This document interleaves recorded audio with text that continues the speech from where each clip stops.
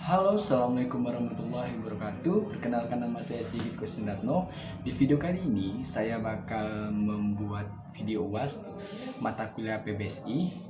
Oke, tanpa basa-basi lagi, kita langsung ke videonya ya.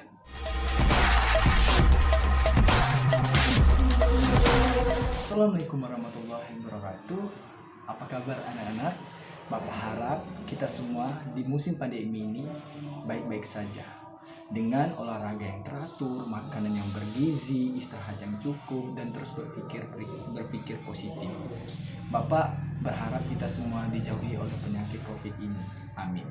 Oke, sebelum mulai pembelajaran, alangkah baiknya kita berdoa menurut agama dan kepercayaan kita masing-masing. Berdoa mulai. Berdoa selesai. Baiklah anak-anak, kita bakal memasuki materi pembelajaran. Baiklah anak-anak, materi kita hari ini adalah bendera merah putih dan teks proklamasi. Apa sih makna dari bendera merah putih? Merah adalah pemberani, putih dan artinya suci. Kenapa sih Indonesia tidak memakai bendera merah, biru merah atau sebagainya? Karena Belanda itu benderanya adalah merah putih biru. Ada suatu kejadian di saat Indonesia berperang melawan penjajah Belanda, kolonial Belanda, yang saat itu menggunakan senjata yang sangat-sangat lengkap, sedangkan kita sendiri menggunakan bambu runcing dan peralatan seadanya, bisa mengubur habis-habisan markas Belanda. Siapa yang memimpin perang saat itu adalah Bung Tomo. Bung Tomo memberikan pidato yang berapi-api kepada masyarakat yang berada di sekitar kejadian itu. Maka terbitlah atau muncullah semangat yang sangat membara dari pejuang kita. Pejuang kita berhasil memojokkan para penjajahan Belanda dan bendera Belanda dikoyakkan birunya. Itulah terjadinya bendera Indonesia. Oke. Ada yang tahu nggak siapa sih yang menjahit bendera merah putih?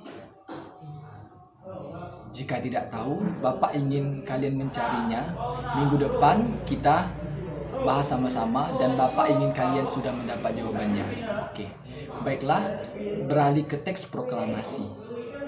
Bagaimana pandangan anak-anak tentang teks proklamasi? Sebelum Indonesia merdeka, banyak sekali kejadian-kejadian yang mendukung situasi tersebut, di antara kekalahan Jepang. Ada yang tahu? Perang Dunia Kedua yang tengah terjadi saat itu ternyata juga membawa dampak buruk bagi Jepang. Salah satunya adalah peristiwa pengeboman kota Hiroshima dan Nagasaki, yaitu dibom atom pada tanggal 6 dan 9 Agustus 1945. Peristiwa tersebut mendorong Jepang untuk menyerah tanpa syarat kepada sekutu pada 15 Agustus 1945. Berita tentang kekalahan Jepang menyebar dengan cepat lewat radio dan didengar oleh tokoh-tokoh muda Indonesia bersama dengan Bung Hatta. Golongan muda ini mendapatkan rapat di Pegasan Timur. Setelah itu, tentara Belanda dan Jepang itu menarik diri. Maaf, Bapak jelaskan. Tentara Jepang menarik diri dari Indonesia dikarenakan kota Nagasaki dan Hiroshima ini dibom gitu. Makanya tentara-tentara yang ada di Indonesia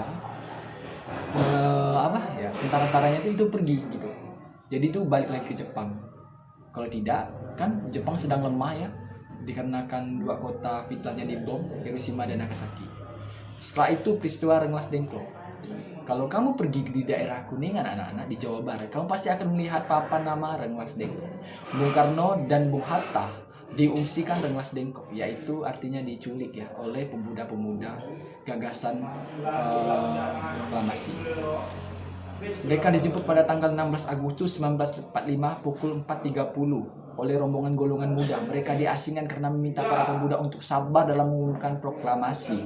Sementara itu di Jakarta akan melaksanakan rapat anggota PPKI di Gedung Pejambon 2. Kenapa pemuda begitu antusias atau minta cepat-cepat, sedangkan Hatta dan Soekarno ini menunda?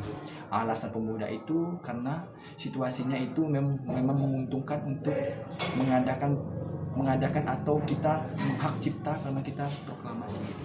Karena kita merdeka seperti itu. Ahmad Subrajo yang saat itu mencari keberadaan Bung Karno dan Bung Hatta pun diberangkatkan ke Rengas Dengklok untuk bertemu dan berunding dengan mereka. Akhirnya Subrajo berjanji jaminan nyawa kepada golongan muda bahwa proklamasi kemerdekaan akan diumumkan pada keesokan harinya selambat-lambatnya pukul 12.00. Dengan jaminan itu akhirnya Insinyur Soekarno dan Hatta dilepaskan. Begitulah peristiwanya Rengas Dengklok.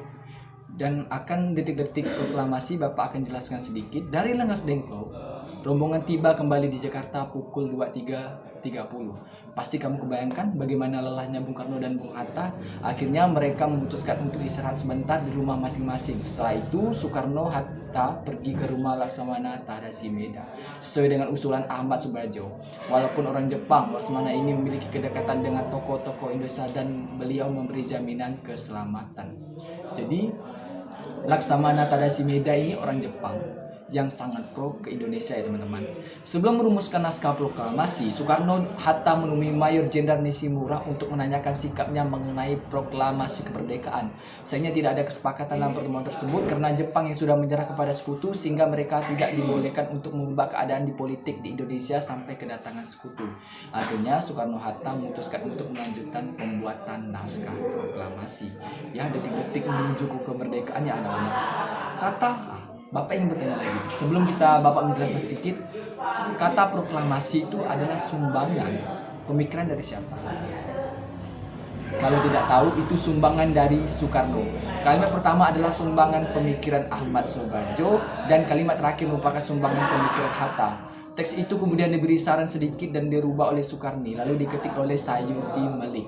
Itu ya anak-anak nama-nama yang sangat berjasa bagi Indonesia. Soekarni memberi usulan bahwa naskah ini sebaiknya ditandatangani oleh Soekarno dan Hatta atas nama bangsa Indonesia pada pukul 04.30, yaitu 4:30 waktu Indonesia Barat. Konsep naskah proklamasi selesai disusun. Setelah itu, proklamasi kemerdekaan Republik Indonesia. Detik-detik menuju proklamasi Republik Indonesia semakin dekat. Setelah disepakati, proklamasi akan dibicarakan pada pukul 10.00 di rumah Insinyur Soekarno Muhammad Hatta. Insinyur Soekarno ya maksud Bapak. Muhammad Hatta berpesan kepada para pemuda yang bekerja di kantor pers BM dia untuk memperbanyak naskah teks proklamasi dan menyiarkannya ke seluruh dunia. Pagi harinya rumah Soekarno sudah dipadati oleh banyak orang. Suharto dilatih Henengrat menugaskan anak buahnya untuk berjaga-jaga di sekitar rumah Insinyur Soekarno. Bung Karno menunggu kedatangan Bung Hatta untuk membaca naskah tersebut. Setelah Bung Hatta datang, upacara pun dimulai.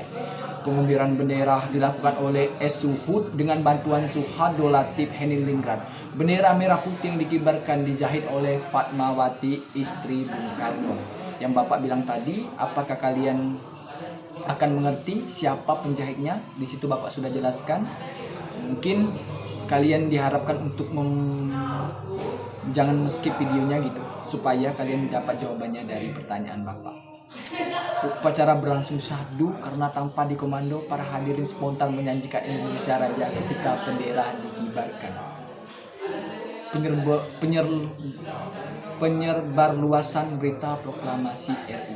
Berita proklamasi disebarluaskan melalui siaran radio dari kantor berita Doime. Mendengar berita ini, pihak Jepang melarang penyiaran berita proklamasi itu. Kemudian pada tanggal 20 Agustus 1945, alat pemancar di Doime diputus dan disegel, sehingga pegawainya dilarang masuk. Tanpa kehilangan akal, para pemuda kemudian membuat alat pemancar baru yang mereka ambil dari alat-alat pemancar dari kantor berita Doime. Alat pemancar ini dibawa ke Menteng dan berita tersebut segera disiarkan ke seluruh Indonesia. Selain dari radio, penyiaran berita proklamasi dilakukan lewat pers dan surat selebaran. Hampir seluruh harian Jawa pada tanggal 20 Agustus 1945 membuat berita proklamasi dan Undang-Undang Dasar Negara Republik Indonesia. Itu dia detik-detik menuju kemerdekaan Indonesia dan peristiwa-peristiwa, sederet-sederet peristiwa yang terjadi di saat sebelum Insinyur Soekarno memproklamasikan kemerdekaannya. Tentu banyak sekali pelajaran yang bisa kita ambil di sini, yang mana kita harus menjaga kemerdekaan Indonesia yang telah susah payah dijaga oleh para pejuang bangsa Indonesia. Oke, saat ini Bapak ingin membacakan teks proklamasi. Bapak harap kalian mengikutinya sama-sama. Kami, bangsa Indonesia, dengan ini menyatakan kemerdekaan Indonesia. Hal-hal yang mengenai pemindahan kekuasaan dan lain-lain diselenggarakan dengan cara sesama dan dalam tempo yang sesingkat-singkatnya. Jakarta, hari 17 Agustus 1945. Sungguh hal yang emang sangat mengundang gairah perjuangan bangsa Indonesia karena lelah dijajah di negerinya sendiri. Dan materi ini sebagai penutup materi kita, Bapak ingin mengasih pertanyaan kepada anak-anak murid sekalian, yaitu pertama, bagaimana pendapat anak-anak tentang teks proklamasi? Yang kedua, apa sih makna proklamasi kemerdekaan dalam kehidupan sehari-hari anak-anak? Ya, di pertemuan selanjutnya, Bapak ingin kita membahas hal itu dan anak-anak mendeskripsikan apa yang Bapak tanyakan. Bapak harap semuanya yang mengerjakannya anak-anak. Oke, baiklah, hanya itu yang bisa Bapak sampaikan. Kurang dan lebihnya Bapak minta maaf. Wabillahi taufiq wal hidayah. Wassalamualaikum warahmatullahi wabarakatuh. Oke, baiklah, sebelum pulang alangkah baiknya kita berdoa dulu menurut agama dan kepercayaan masing-masing. Berdoa mulai. Berdoa selesai. Baiklah anak-anak, Bapak tutup. Assalamualaikum warahmatullahi wabarakatuh.